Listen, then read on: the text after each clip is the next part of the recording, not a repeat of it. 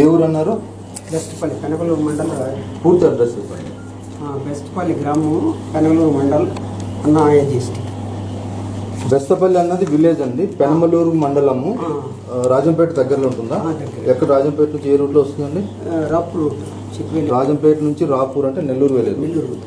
So Bestapalli అనే village Penamaluru అనే మండలం నుంచి. చిన్న ఊరు అనేది పెద్ద ఊరా? విలేజ్. సో ఈయన పేరు తిరుపాల్ గారు, కే తిరుపాల్. కే అంటే ఏంటండి? కస్తూరి తిరుపాల్ గారు పేషెంట్. యాక్చువల్గా ఆయన రాలేదండి ఇక్కడికి, ఈయన మీ మామగారు కదా, వీళ్ళ మామగారు పేషెంట్.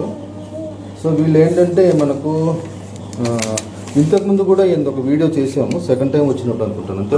రెండోసారి వచ్చినప్పుడు వచ్చిన వీడియో తీసుకున్నప్పుడు వీళ్ళు అక్టోబర్ 24న మెడిసిన్ స్టార్ట్ చేశారండి. వీళ్ళు అక్టోబర్ 24న మెడిసిన్ స్టార్ట్ చేసినప్పుడు వీళ్ళ క్రియాటిన్ వచ్చేసి 9.4 అండి. ఓకే, 9.4 అక్టోబర్ 24న స్టార్ట్ చేశారు. తర్వాత నెక్స్ట్ నవంబర్ 16వ తారీఖు ఇది 6.7 వచ్చిందండి సీరం క్రియాటిన్. ఎంత ఉండింది? 9.4 నుంచి 6.7 వచ్చింది. దాని తర్వాత next December 27th of December ఇది 4.2 వచ్చిందండి సీరం క్రియాటిన్. దాని తర్వాత ఇప్పుడు ఈ మంత్ జనవరి రిపోర్ట్ లేదు వీళ్ళ దగ్గర. ఫిబ్రవరి చేయించారు 15వ తారీఖున మొన్న. ఇప్పుడు 3.6 వచ్చిందండి సీరం క్రియాటిన్. ఇది మనకి డిసెంబర్లో 9.4 ఉన్నది. అప్పుడు ఏం పరిస్థితి ఉందండి మీకు? డయాలసిస్కి వెళ్ళాలని చెప్పారా? డయాలసిస్ పరిస్థితి ఉంది సార్.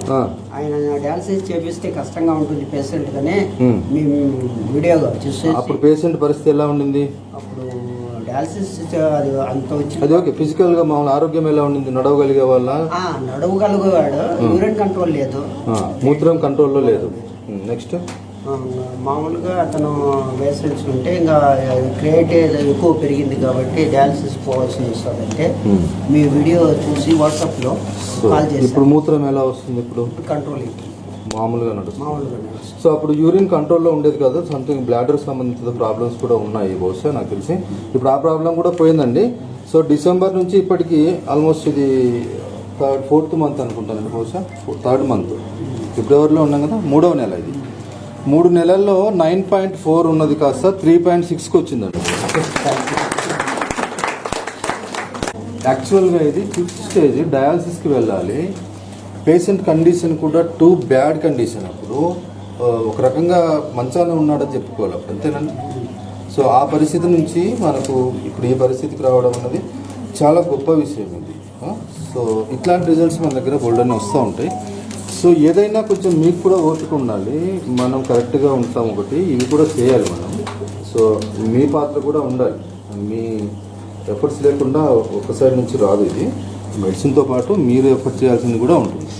సో దయచేసి మీరు అధైర్యపడకుండా ఉండాలి. ఓకే, చెప్పిన విధంగా మెడిసిన్ వాడుకోవడం ఇంపార్టెంట్.